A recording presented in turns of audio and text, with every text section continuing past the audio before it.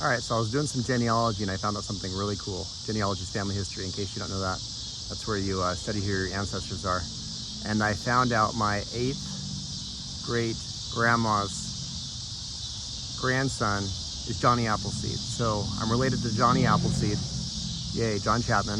But anyway, the reason I brought that up is I have all these Paw Paw seeds. And so I'm going to be Michael Paw Paw Seed or something in honor of my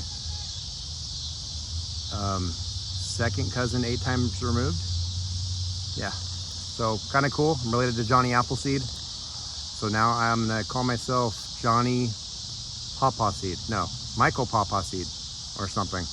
Join me in the chaos. Let the bounty unfold. And what I'm gonna do is a pretty simple process. I'm just gonna take Paw Paw seeds and drop them into holes along my fence. So following my perimeter, I'm just gonna poke like a 1-inch hole.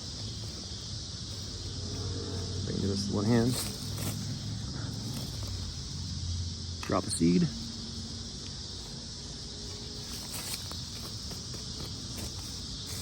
And hopefully they stratify. So we're gonna be in fall next month.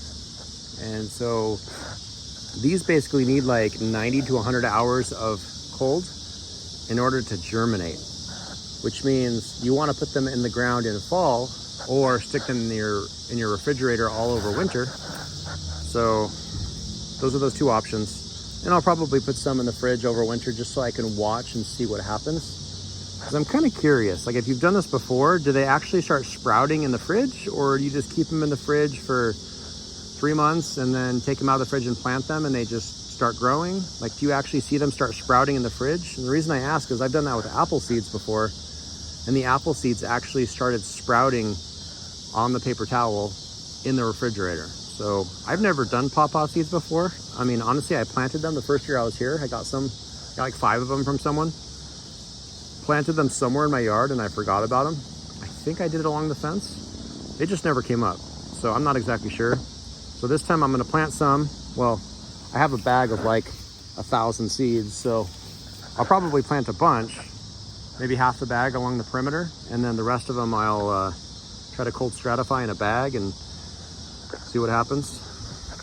But pretty simple process. I don't think you want them more than 1 inch or 2 deep.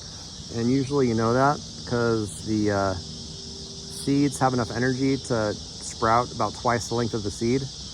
And this seed's about 1 inch long, so I'm guessing more than 2 inches, it might not be able to reach the surface. So that's the theory anyway. I'm gonna start planting these.